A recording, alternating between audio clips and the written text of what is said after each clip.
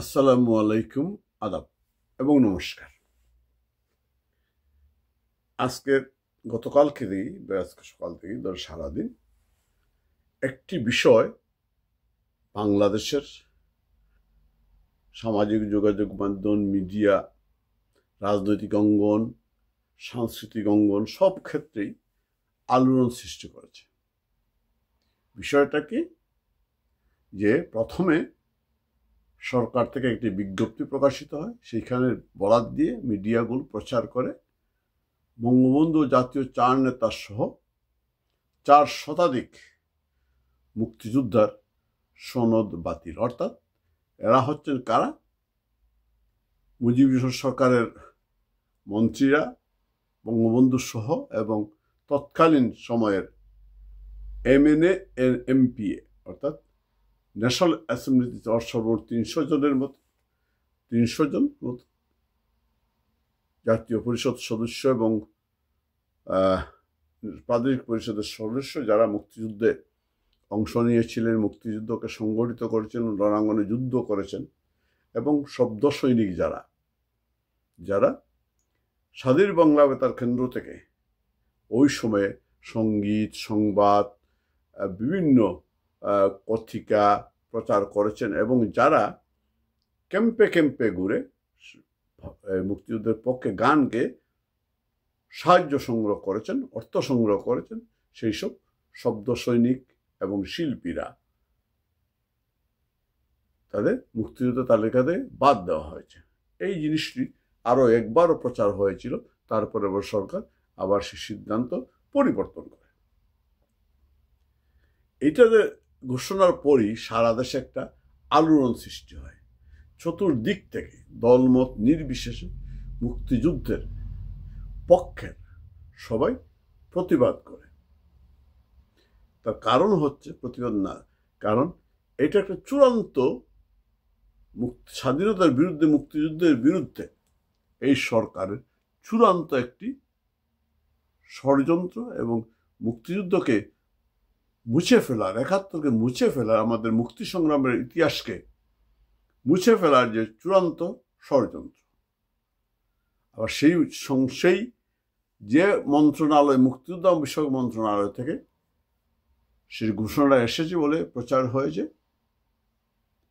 সেই উপদেষ্টা নিজে একজন মুক্তিযোদ্ধা। এই প্রতিক্রিয়ার ফলে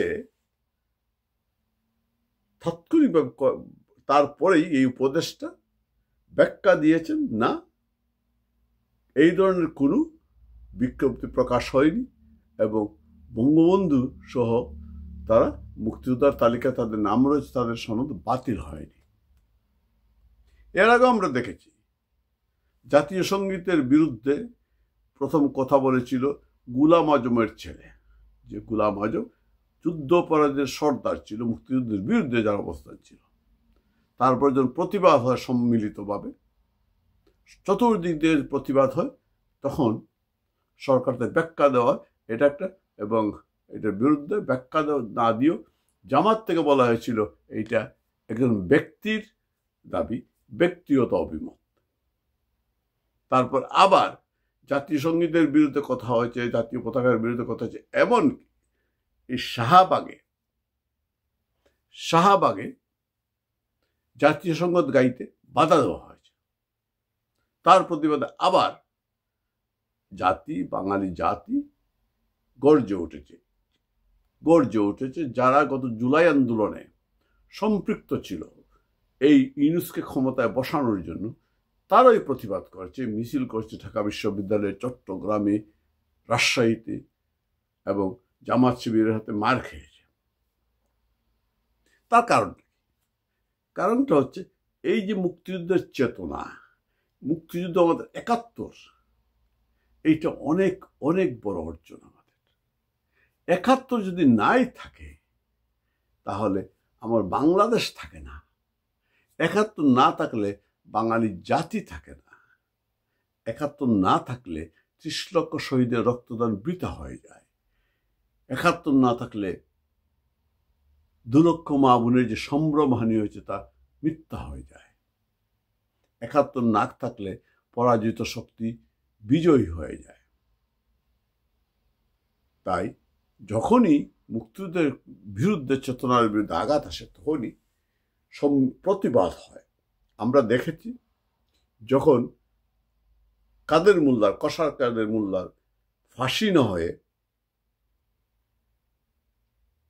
যাবজ্জীবন দিয়েছিল ট্রাইব্যুনাল, সেই সময় মাত্র কয়েকটি মানুষ যখন আহ্বান করলো এর বিরুদ্ধে প্রতিবাদ করার জন্য এবং ফাঁসির দাবিতে তারা একটা সমাবেশ ডাকে ইমরানের সরকারের নেতৃত্বে, তারা অনলাইন অ্যাক্টিভিস্টরা যারা, তারা সেইখানে লাখো লাখো মানুষের সমাবেশ অনুষ্ঠিত হয় এবং গণজাগরণ মঞ্চ সারা দেশে একটা তুমুল বিস্ফোরণ ঘটায়, যে ফলে বাধ্য হয়ে জনদাবির প্রতি, অনেক সময় জনদাবির প্রতি শ্রদ্ধা জানিয়ে আদালতকে রায় দিতে হয়। এটা যে জনগণের রায়, দাবির প্রতি শ্রদ্ধা জানিয়ে তারা কাদের মোল্লার ফাঁসির হুকুম দিয়েছিল। কিন্তু সে দুর্ভাগ্যজনক সত্য হচ্ছে সেই গণজাগরণ মঞ্চকে কিছু বাম রাজনৈতিক দল সরকার পরিবর্তনের আন্দোলনে পরিণত করতে গিয়েই এবং ইমরানের সরকারের মধ্যে একটা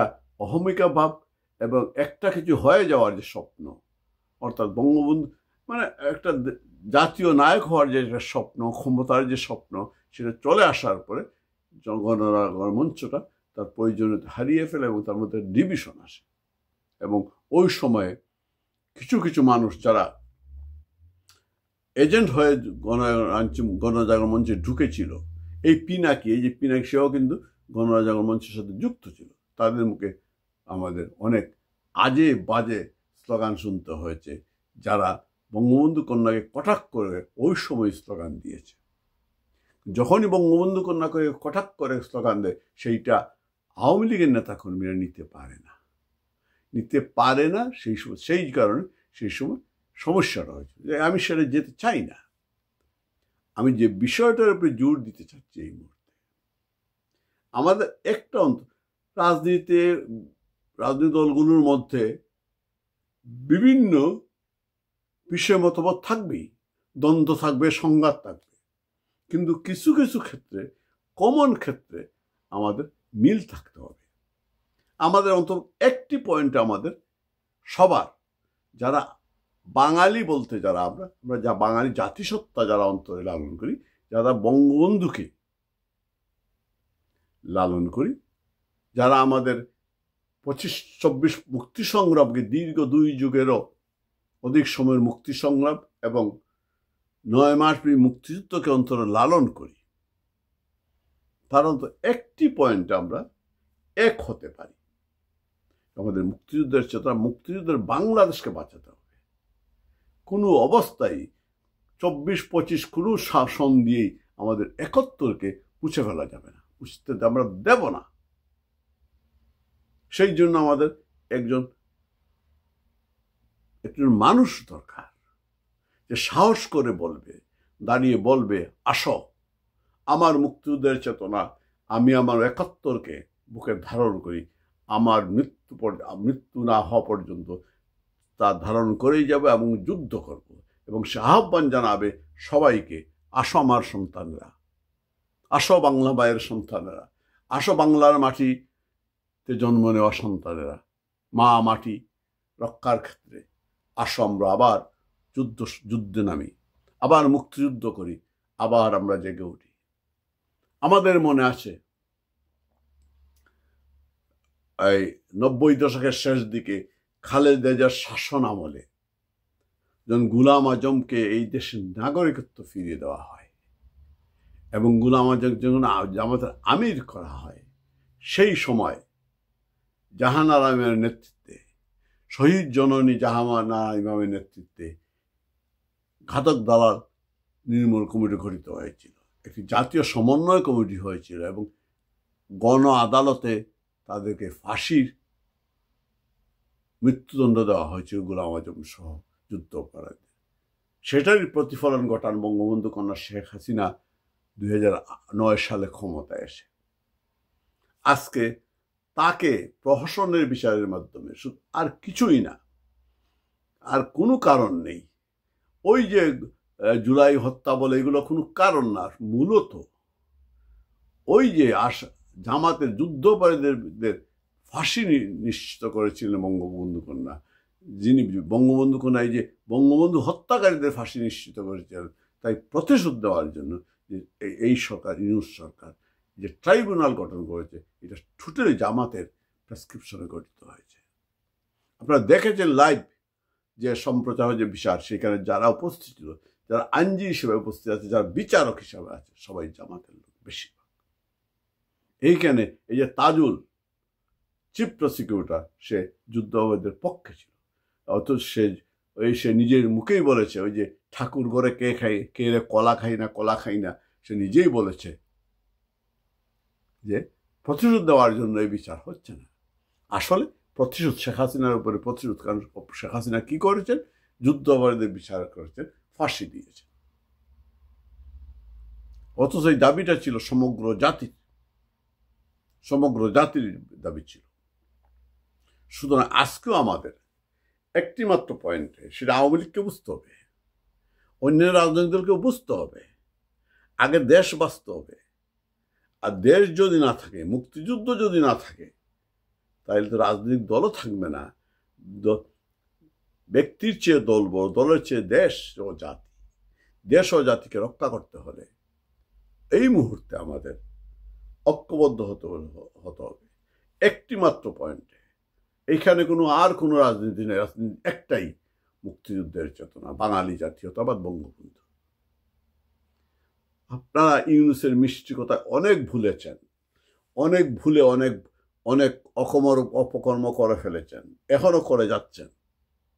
এই সরকার মুক্তিযুদ্ধকে পুরোপুরি নস্যাৎ করে দিতে চায়, ৭১কে পুরোপুরি ধ্বংস করে মুছে দিতে চায়। তাই ইউনূস টেস্ট করে, মধ্যে মধ্যে কিছু জিনিস টেস্ট করে।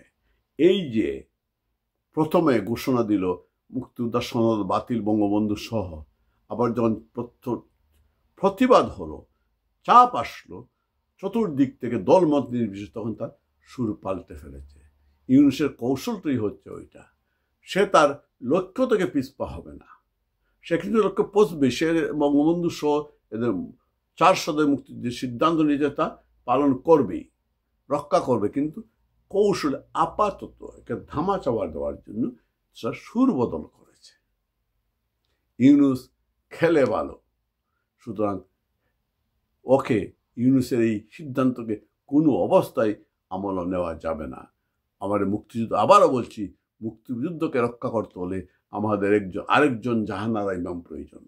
মুক্তিযুদ্ধের চেতনা, বাঙালি জাতিকে রক্ষা করতে হলে আরেকজন জাহানারা ইমামের নেতৃত্বে, দলমত নির্বিশেষে, শুধু একটি মাত্র স্লোগান আমরা ঐক্যবদ্ধ, আমার মাটি আমার মা, পাকিস্তান হবে না।